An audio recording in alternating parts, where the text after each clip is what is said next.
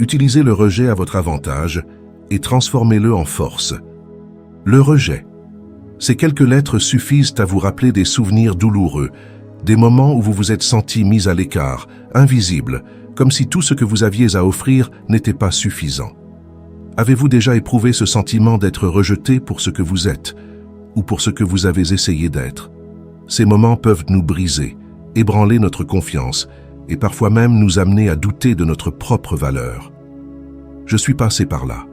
Ces regards détournés, ces silences pesants, ces réponses qui ne viennent jamais.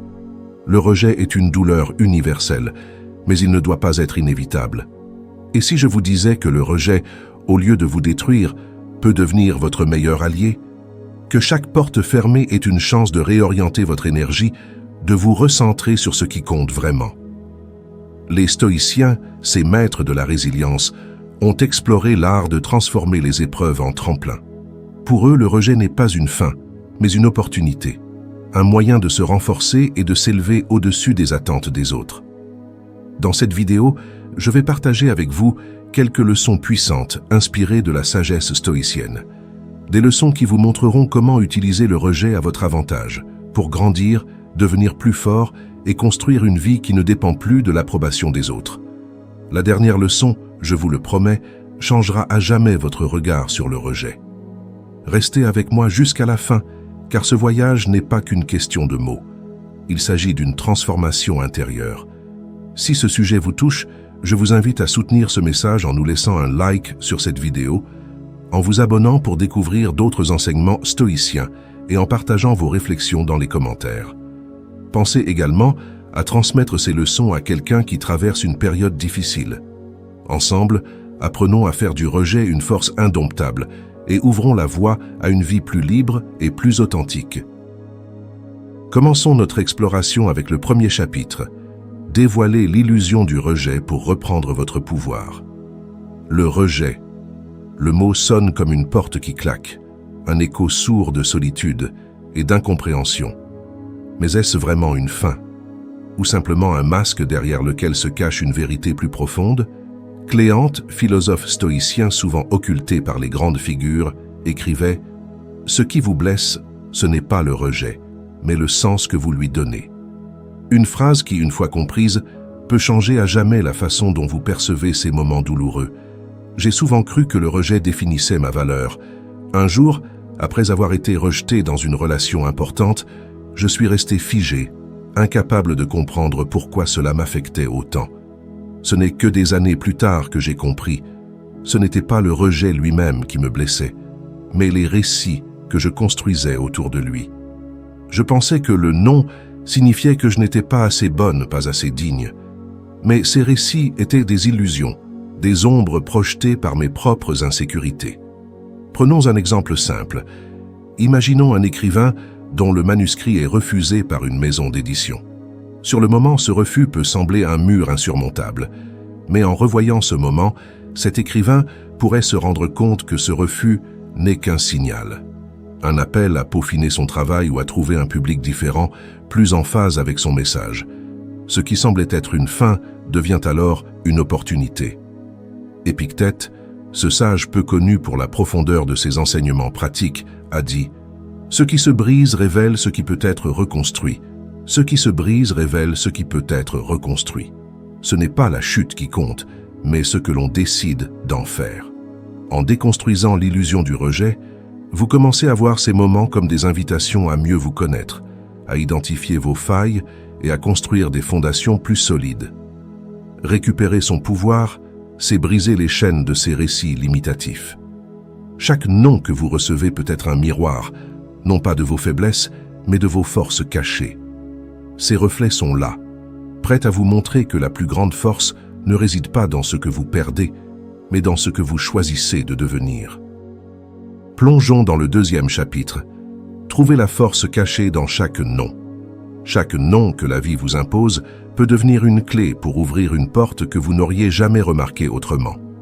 Épictète a écrit un jour « Ne laisse pas le monde te dicter ce que tu es, laisse-le te révéler ce que tu peux devenir. » Ces mots me rappellent une leçon que j'ai apprise à mes dépens. Un jour, après avoir essuyé un refus pour un poste qui, selon moi, représentait l'aboutissement ultime de ma carrière, je me suis effondré. Mais avec le temps, ce rejet a révélé autre chose. Il m'a poussé à explorer des opportunités que je n'aurais jamais envisagées autrement. Ce rejet, que je percevais comme une porte fermée, était en réalité une fenêtre qui s'ouvrait sur une vie plus conforme à mes véritables aspirations. Imaginez un athlète qui ne parvient pas à s'inscrire à une compétition prestigieuse. À première vue, ce refus semble être un coup dur, mais en y regardant de plus près, elle découvre que cet échec lui donne l'occasion de réévaluer son entraînement, d'affiner ses compétences et de se préparer à des défis encore plus grands. Ce qui paraissait être une défaite devient un tremplin vers une victoire encore plus grande. Sénèque a dit « Ce qui semble être une perte peut devenir un gain si l'on change de perspective ». Les stoïciens avaient cette capacité unique de transformer chaque obstacle en opportunité. Chaque non devient un carburant pour aller plus loin, plus haut, plus fort. Le véritable pouvoir d'un refus réside dans la possibilité à le transcender. Lorsque vous réalisez que chaque non cache une leçon précieuse, vous cessez de craindre les rejets. Vous commencez à les accueillir, non pas comme des murs insurmontables, mais comme des défis qui vous poussent à redéfinir votre chemin et à atteindre une version encore plus résistante de vous-même. Approfondissons maintenant le 3e chapitre. Reprendre la narration de votre propre histoire. Le rejet a le pouvoir insidieux de nous faire sentir impuissants, comme si nous étions les spectateurs de notre propre vie, condamnés à attendre que d'autres nous acceptent ou nous valident. Marc Aurèle, dans un passage souvent méconnu de ses pensées, écrit « Ce n'est pas aux autres de te dicter ton destin, mais à toi de tenir la plume de ton histoire. » Ces mots d'une simplicité désarmante m'ont profondément marqué. Je me souviens d'un rejet douloureux dans ma jeunesse, une histoire d'amour qui s'est terminée brutalement. Pendant des mois, j'ai revu chaque mot, chaque regard, essayant de comprendre ce que j'avais fait de mal. Ce n'est que lorsque j'ai réalisé que j'avais donné à l'autre le rôle principal dans ma propre histoire que j'ai pu reprendre le contrôle. J'ai réécrit mon histoire, non pas comme celle d'un homme rejeté, mais comme celle d'un homme qui choisit de se reconstruire. Prenons l'exemple d'un entrepreneur dont l'idée est rejetée par plusieurs investisseurs.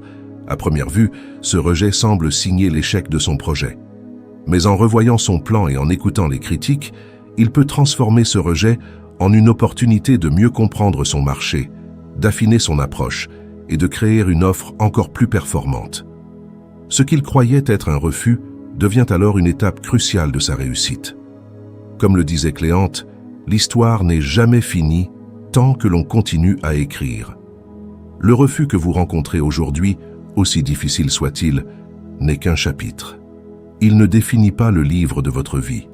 Vous avez le pouvoir de tourner la page, de réécrire les paragraphes, de donner une nouvelle direction à votre histoire.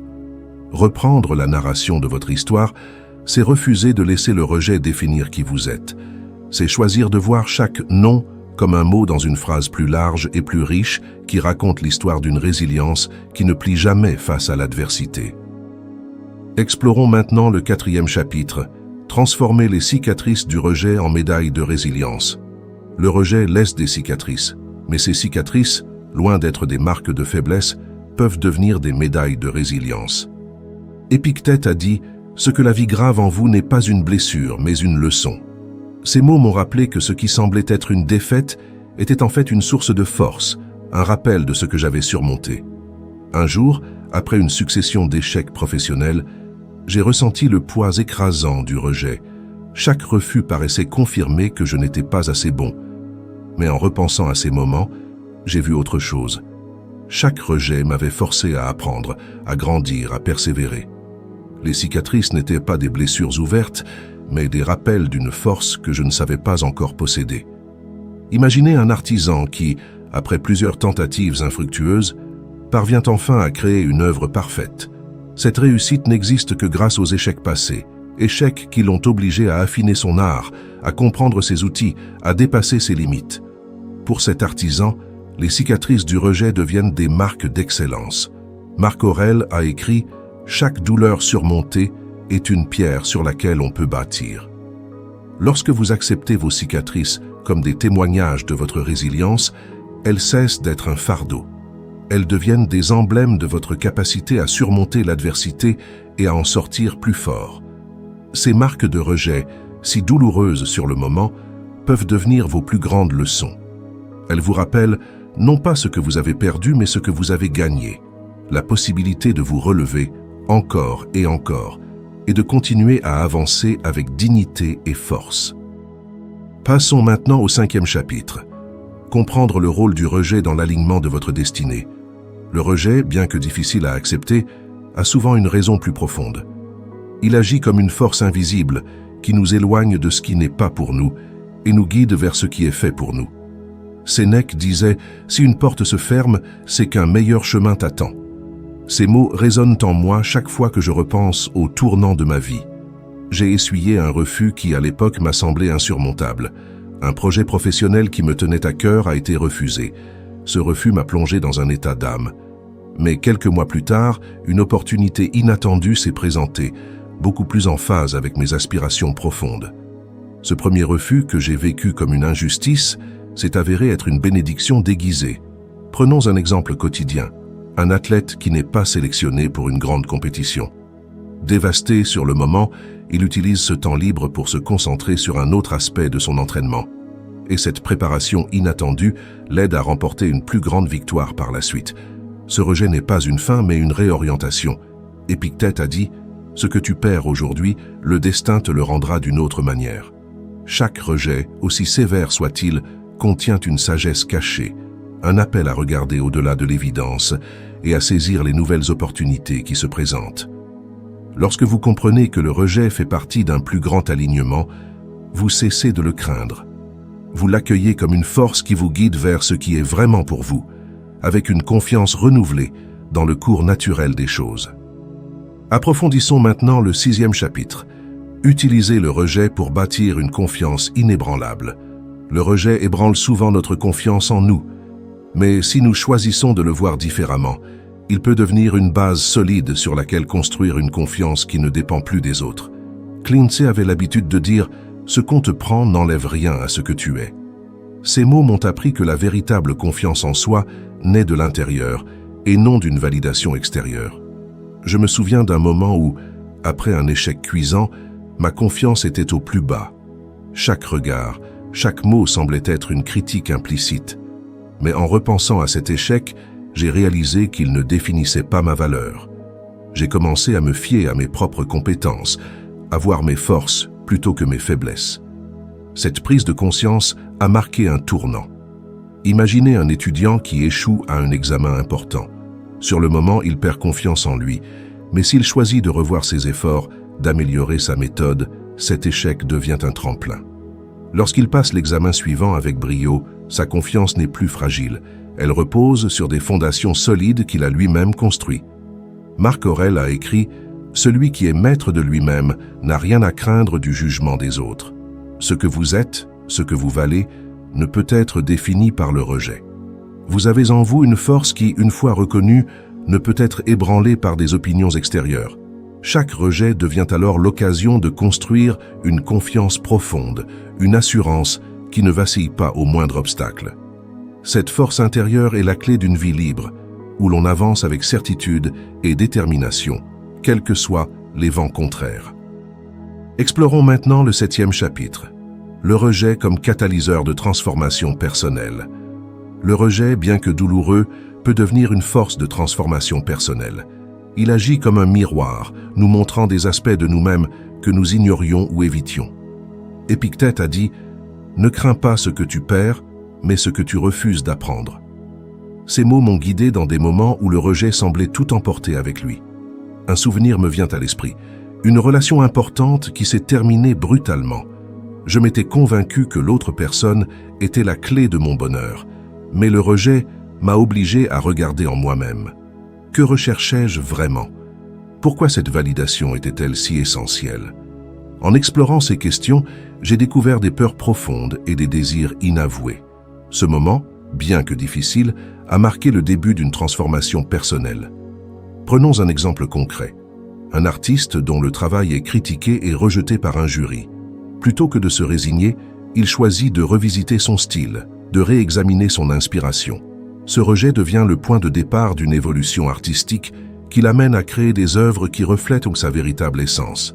Sénèque a écrit « L'âme qui accepte le changement s'élève au-dessus de la perte ». Chaque rejet peut être considéré non pas comme une fin, mais comme une opportunité de renouveau. Il nous pousse à revoir nos choix, à grandir et à devenir plus en phase avec ce que nous sommes vraiment. Lorsque vous adoptez cette idée, vous réalisez que le rejet n'est pas une malédiction, mais une bénédiction déguisée. Il vous permet de devenir la meilleure version de vous-même, une version que vous n'auriez peut-être jamais rencontrée sans cette épreuve. Approfondissons maintenant le 8e chapitre, le rejet comme guide vers une résilience inébranlable. Le rejet, lorsqu'il est accepté avec sagesse, forge en nous une résilience qui nous rend inébranlables face aux défis de la vie. Cléante a dit « Celui qui résiste à la tempête devient le rocher que rien n'ébranle ». Ces mots m'ont appris à voir chaque refus non pas comme une faiblesse, mais comme une occasion de renforcer mon esprit. Je me souviens d'un projet professionnel crucial que j'avais longuement préparé. Lorsqu'il a été rejeté, j'ai ressenti un profond sentiment d'injustice. Mais après avoir surmonté cette phase de désespoir, j'ai choisi de persévérer. Je me suis repris, j'ai retravaillé mes idées et j'ai fini par présenter un projet encore plus ambitieux, qui a été largement reconnu. Imaginez un athlète qui ne parvient pas à se qualifier pour une grande compétition. Sur le moment, ce rejet est un coup dur, mais cet échec devient une motivation. Il s'entraîne plus dur, corrige ses faiblesses et revient plus fort pour la compétition suivante. Le rejet n'a pas détruit son ambition, il l'a affinée. Marc Aurèle a dit « Les obstacles deviennent des marches, si nous choisissons de les gravir. » Chaque rejet, aussi sévère soit-il, est une occasion de renforcer votre caractère, de développer une force intérieure qui vous permet de faire face à tout ce qui se présente à vous. Cette résilience, une fois acquise, devient votre armure. Elle vous protège non seulement contre le rejet, mais aussi contre tous les défis de la vie. Vous avancez alors avec une profonde confiance, sachant que rien ni personne ne peut vous détourner de votre chemin. Plongeons maintenant dans le 9e chapitre, le rejet comme invitation à une vision élargie de la vie. Loin de limiter nos horizons, le rejet peut élargir notre vision de la vie. Il nous pousse à voir au-delà de nos attentes immédiates, à embrasser des perspectives que nous n'aurions jamais envisagées autrement. Marc Aurèle a dit « L'univers n'enlève rien sans donner quelque chose de plus grand en retour ». Ces mots m'ont aidé à accepter le rejet, non pas comme une perte, mais comme une réorientation. Un épisode important de ma vie illustre cette idée.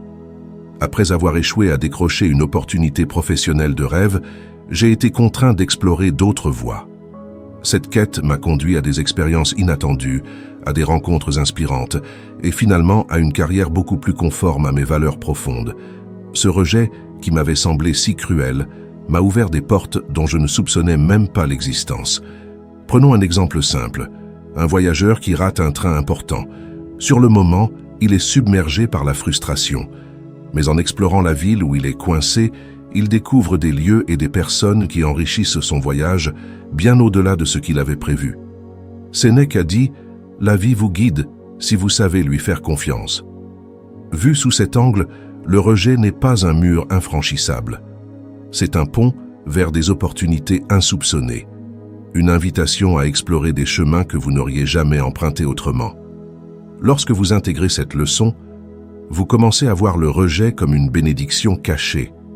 Il devient un guide silencieux qui vous conduit vers une vie plus large, plus riche et plus conforme à vos véritables aspirations.